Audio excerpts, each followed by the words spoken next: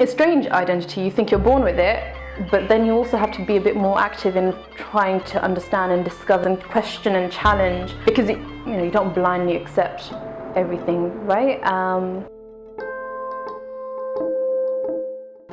Hi, I'm Tamina from the Golden Tiffin, and I'm here with Project Ribcage. I'm a teacher and a food writer. Currently, I'm working with Time Out London on pieces about Bangladesh beyond Brick Lane, so trying to fight the stereotypes of what it means to be Bengali.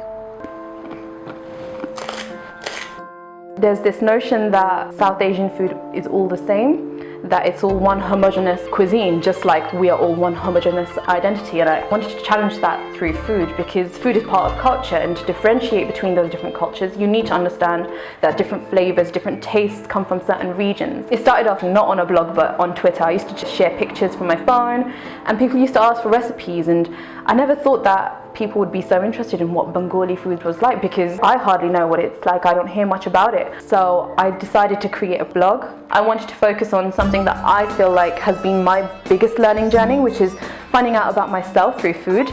The Golden Tiffin is something that came from a little story, actually. I have a brass Golden Tiffin, and I found it lying around in my grandmother's shed, my dadi, my paternal grandma. When I asked her, why is this gold? Because usually tiffins are silver, stainless steel. She said, well, this is what I used to use to cook for your granddad back when he used to work in India, because they were born pre-partition and married before Bangladesh became a separate state. And I wanted that to be a symbol of my blog, the shared experience, the fact that it's food and journeys and creating a community, and it's a symbol of times gone past. Have I always been proud of being Bengali? Maybe not proud, but ignorant, definitely. I didn't understand my roots. I didn't understand why my grandmother was the way she was, why we did the things we did. And I also found it strange as somebody who was a third-generation immigrant looking in. But I'm glad that I started the blog, just for me, actually, because it meant I learned so much more about the family that I'm from. I thought food was a great foundation for me to start thinking about the kind of heritage that I have and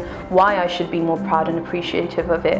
I think that's probably my biggest battle right now, that it seems like there's quite a stigma for Bengali people to admit that they're Bengali online. When you say Bengali, you automatically think of East London, Brick Lane, curry houses. Those are the kind of stereotypes that you try and fight. So currently I'm working with Time Out London to talk about Bangladesh beyond Brick Lane as a celebration of all of the different communities that live in London. Maybe it's not just concentrated to Bengali. Maybe it's just a thing when you're a part of an ethnic minority. It's hard to admit who you are when you know that in mainstream it might not be as widely appreciated or well received. Sometimes it's easier to not mask it but avoid those sometimes awkward questions, because you think, I want to be liked, and everyone wants to be liked, right? But I don't think that should come at the cost of your identity.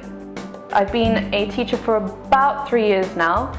I've been working in Tower Hamlets, inner city London, for the past 2. All my students know about the food blog. I'm really glad that actually I share what I do, because they find it weird that I want to talk about Bengali food, even though 98% of the students I teach are British Bangladeshi born.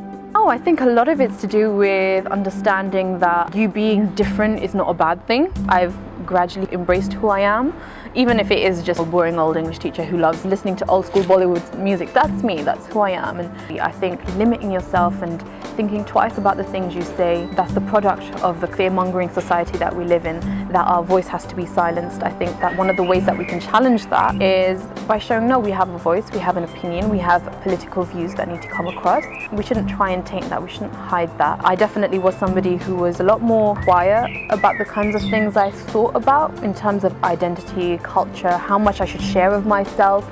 And now I think, no, I want to share as much as I want to, because nobody else does. And if nobody else does, then that's encouraging people to think that, well, actually, yet they are a silenced community. And I don't think that's actually the case. The most vocal people I know are actually women from an ethnic minority, usually Muslim, and they have the most important opinions that help shape me. Be as outspoken as you want to be. The pieces of advice I would give to somebody who is young, thinking of a career, especially if you're from an ethnic minority, probably a female, because we seem to be the most marginalized, would be to be your own role model. There won't always be somebody out there who does what you think of doing, so you need to have the foresight, have the perseverance it takes to challenge yourself in probably a field where nobody else is like you. It's a lot harder than it seems. It's going to be challenging, but I think it's definitely worth it. I went to a girls' school in Tower Hamlets. I was never somebody who was privileged enough to go to fancy schools and have the kind of cultural capital that lots of other people around more affluent areas did, but I took the initiative to do it for myself, and luckily it all fell into place. I challenged myself in ways that perhaps other people fortunately don't have to. That's just what it takes, and I think that there is no easy way around being successful. It's not easy going to be happy, to be successful, to be prosperous. Even if your main goal is to be wealthy, that doesn't come easily either. It looks easy because people hide the kinds of things that they need to do to get there, but trust me, they're working 10 times as hard as you think they are.